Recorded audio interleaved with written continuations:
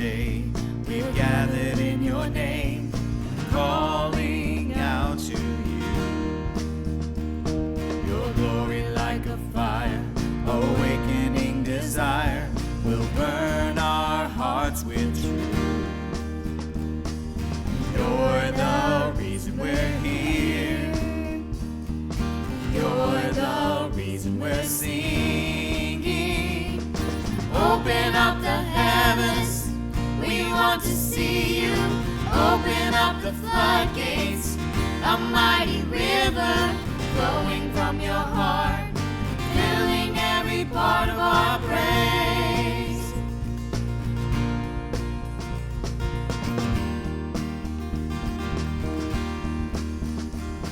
Your presence in this place, your glory on our face, we're looking to the sky. Descending like a cloud, you're standing with us now. Lord, unveil our eyes. You're the reason we're here. You're the reason we're singing. Open up the heavens, we want to see you. Open up the floodgates, a mighty river flowing from your heart, filling every part of our praise. Show us your glory. Show us your power. Show us your glory, Lord.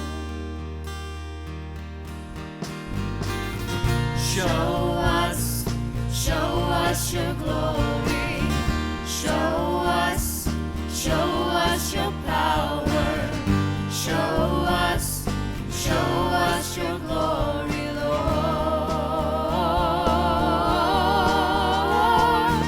Open up the heavens, we want to see you.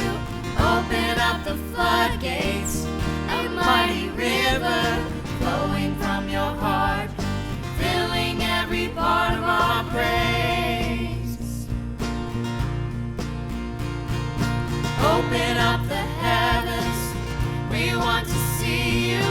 Open up the floodgates, a mighty river flowing from your heart, filling every part of our praise.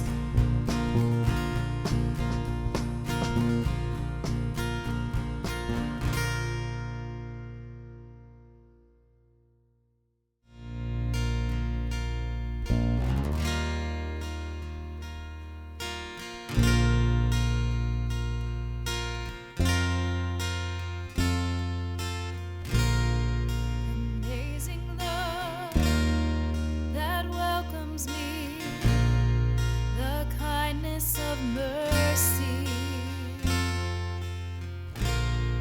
that bought with blood wholeheartedly my soul undeserving. God, you're so good. God, you're so good. God, you're so good. You're so good to me. Behold the cross, age to age, and hour by hour. The dead are raised, the sinners saved, the work of your power. God, you're so good. God, you're so good. God, you're so good. You're so good to me. I am blessed, I am called, I am healed, I am whole, I am saved.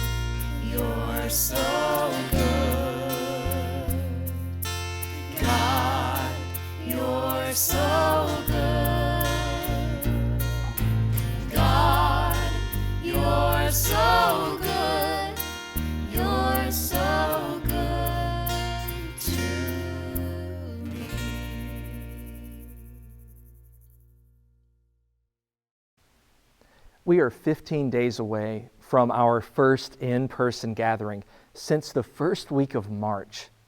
As we get ready to gather, know that our church staff is working hard behind the scenes to make our return safe for those attending.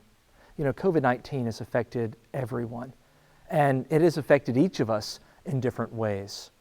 But for each and every one of us, I believe this moment has been an opportunity to demonstrate our character. It has been an exercise in managing fear and anxiety, stress and frustration. It's been a gauge of our patience and our empathy. It has given us a matrix for examining our love of God and our love for neighbor. I am ready to get back to gathering as the church again, but throughout these weeks we have had a consistent mantra of not wasting this opportunity. And I think there is one more opportunity to seize. As we come to the moment and the place of corporate worship again, coming through a season that has weighed and measured our character, we have the opportunity to consider just how ready we are to gather for worship as the church. Now, I don't mean being emotionally ready to gather. I know we all are. We've missed each other over the past couple of months. I don't even mean psychologically ready to gather. Families can each make the choice about the wisdom and safety of gathering in person or joining us online each week. I mean this: are you spiritually ready to come to the place of worship again? The 119th Psalm is famously the longest chapter in the whole Bible. But immediately following it, we find 15 much shorter psalms, each labeled as a psalm of ascent. Now, there's some debate over what that label means, but the consensus seems to be that these could have been pilgrim songs, psalms recited as people approached Jerusalem for annual festivals. So imagine you're making one of 3 annual trips to Jerusalem, the city of peace, preparing to go to that sacred mountain, into that holy temple, to offer sacrifice before the God of the universe. Imagine the emotions that accompanied a group of people as they traveled together for that sacred purpose. These 15 psalms may have been songs to prepare the hearts of worshipers as they made that trip. So maybe these 15 psalms could be a tool to prepare our own hearts for a similar journey, for a similar return. For the next 15 days, I want us to read together and pray through these psalms. On the next 2 Sundays, I will teach on the psalm for that day. This week, Psalm 120, and next week, Psalm 127. And we will conclude with the final Psalm of Ascent, Psalm 134, on June 14th when we arrive together on our first Sunday back. I want us to do this not to simply read Scripture together, but to take to heart a great opportunity that we have after so long an absence from corporate worship. We can take intentional time to prepare our hearts for worship when we assemble again on the 14th. Like pilgrims traveling together, we can focus our hearts together on the opportunity to come into God's presence together to worship. So let's take the first step and look at Psalm 120, verse 1. In my distress, I called to the Lord, and He answered me. Deliver me, O Lord, from lying lips, from a deceitful tongue. What shall be given to you, and what more shall be done to you, you deceitful tongue? A warrior's sharp arrows with glowing coals of the broom tree. Woe to me that I sojourn in Meshech, that I dwell among the tents of Kedar. Too long have I had my dwelling among those who hate peace. I am for peace, but when I speak, they are for war. I believe this psalm paints a clear picture of a pilgrim's journey. If the Psalms of Ascent are about preparing people for worship, then this psalm sets the right tone for the first step. Because the first step of any journey is the farthest you are from the destination. These 15 psalms will celebrate how close God is and how much joy is found in His presence. But in Psalm 120, God seems a very long way off. The author is crying out to God from a place of distress. He's surrounded by a deceitful, belligerent neighbor. He's in physical danger from those who would do him harm, and in spiritual danger from those who despise the peace of God. In verse 5, the author says he sojourns in Meshech and dwells in Kedar. This is really powerful poetic imagery. Meshech probably refers to lands far to Jerusalem's north on the Black Sea. The tents of Kedar are a picture of nomads living in the Arabian Peninsula far to the south. Imagine the ends of the earth, and that's the picture. If God's presence was to be found in the most holy place in the Temple of Solomon, in the city of David, in the nation of Judah, then the pilgrim begins his journey to God, his journey to worship, as far away as you could possibly start. He is as far away from God as you can imagine. And while I find that an interesting and really compelling link to the passage's potential historic use, I think the real benefit for you and I is seeing another picture. I believe that this psalm also paints a picture of a pilgrim's struggle. The author isn't just a hypothetical tourist on a hypothetical trip. He's a real person, wrestling in a real way with his own spiritual journey. That tone appears in the very first line. In my distress, I called to the Lord. And it carries throughout the entire song. Verse 2, deliver me, O Lord, from lying lips, from a deceitful tongue. Oh, that sounds so familiar. It has tones of Isaiah chapter 6, where the prophet bemoans, woe is me, for I am lost, for I am a man of unclean lips, and I dwell in the midst of a people of unclean lips. For my eyes have seen the King, the Lord of hosts. As much as we have opposition from the world around us, our greatest spiritual struggles come from within.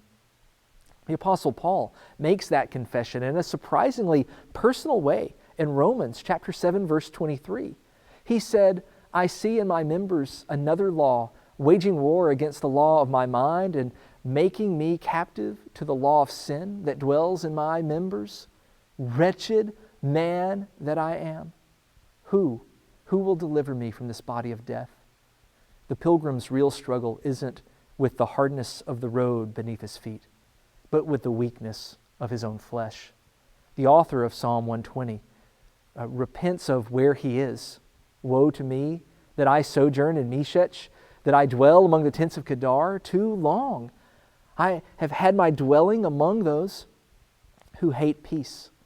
The solution is to move. The recognition, the confession that he is in the wrong place, it demands a pilgrimage. He has to move closer to where he knows God is.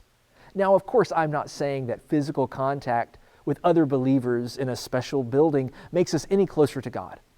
But as we daily move closer to a reopening of our church campus, we might get a glimpse of how powerful that metaphor of pilgrimage can be.